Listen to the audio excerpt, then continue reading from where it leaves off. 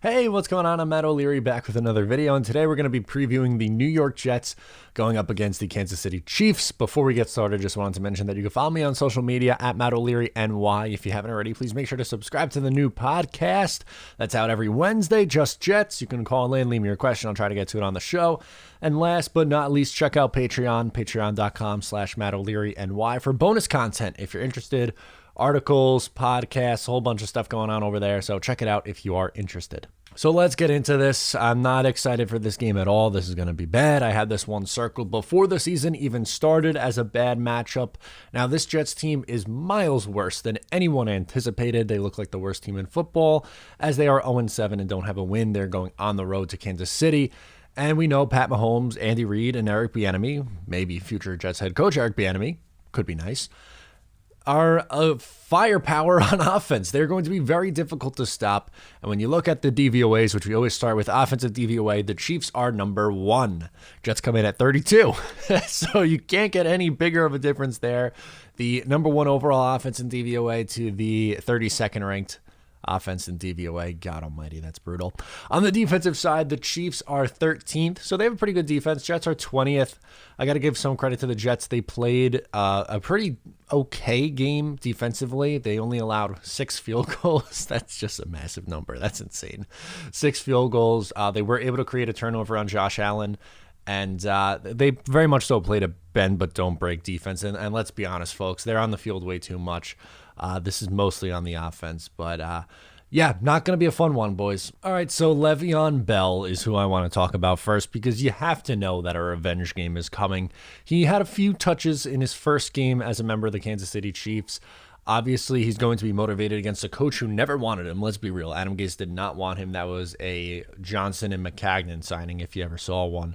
And I would assume that they're going to try to get him involved in the game in both the passing attack and rushing. My prediction, he's going to have over 100 all-purpose yards. Maybe not a huge day rushing. He'll have, over 100 all-purpose yards and 1 score, either a receiving touchdown or a rushing touchdown. Not only is the Chiefs' offense good, and we're going to talk more about that in a little bit, but defensively, they've been pretty solid, and especially against the pass, which the Jets have really struggled moving the ball through the passing game with Flacco or Darnold. So that's definitely an issue. They are 5th in the league in pass defense. That's really impressive, and you got to give credit to the Kansas City Chiefs. Yes, they are known for their offense, but they have done wonders on the defensive side of the ball the last couple of years. This team is really, really good. In my opinion, the best team in football. I know they have a loss under their belt, but still, they are absolutely a contender for the Super Bowl. And a reason for that is because not only their offense is tremendous, on the defensive side of the ball, they are also really, really good. So it's not going to be pretty. I don't expect the Jets to be able to throw the ball all that much. And that's scary because against the Kansas City Chiefs, you're likely going to fall in a big hole early. So recipe for disaster. If the Jets want to have any shot, they better pray that Frank Gore turns the clock back by like 15 years because they're going to have to try to hog the ball and keep it away from Pat Mahomes. So Dowell Loggins, who is calling the plays again, is going to have his work cut out for him. And again, my expectations are not very high. But Dowell calling the plays again, he was much better in the first half. The Jets offense looked competent. They picked up a 3rd and 20 conversion, which was really nice. Second half, they had 4 yards of offense against the Bills. So hopefully we get first half Dowell and the first half offense. At least it'd be semi-watchable. But I don't expect it to be a great day for the offense. So let's get into the stat line predictions. For Darnold's stat line, I'm going to say he goes 18 of 33, 195 yards, 1 touchdown, 1 interception, which brings me to Denzel Mims, who I want to talk about. I want to give a stat line prediction for him. I think he has 6 catches, 72 yards, and 1 touchdown. He'll get his first NFL touchdown. I was really impressed with his debut.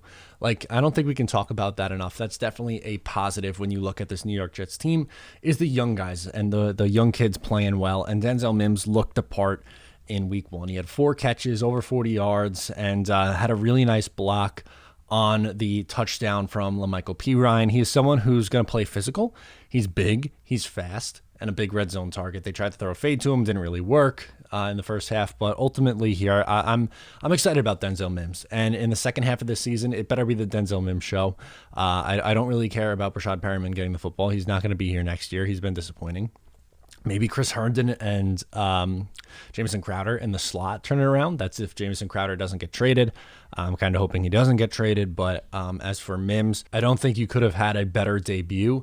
And the test is going to be there against the Kansas City Chiefs this week. So let's see if he is up to it. Predictions time. Let's jump right into it. I'm 6-1 in my predictions so far.